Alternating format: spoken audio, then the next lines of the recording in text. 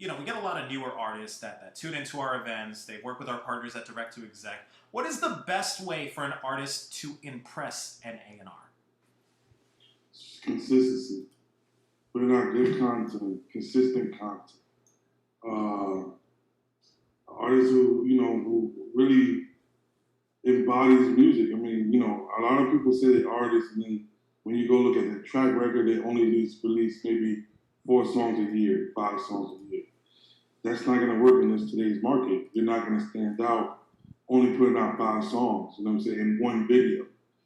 So I'm always looking for those artists that have about, that release about 15 songs a year, about 8 to 10 videos a year, because that's showing that you're putting in work, you're putting in, it's not part time to you. What I tell these artists is, when you're a music artist, it's not a part time job, it's a full time job. I didn't sat with guys and told them to quit their day jobs. Because again, this is something that you have to put in 24/7. It's not a part time gig. Especially if you want to make it, in the industry. Because again, it's oversaturated. So how do you stand out? Is by really putting in that work and really standing up, being consistent. So, quality, obviously, having a hit is going to help boost a lot of your things. But, we like to look at track records just like DSPs.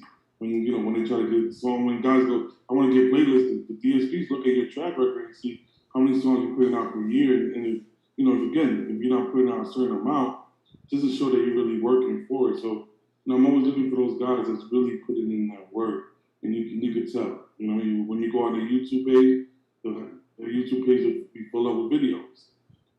Comments and content and just stuff like that. So, we're making sure that everything is tied in because YouTube, Twitter, TikTok, Instagram, those are big, marketing and branding platforms now.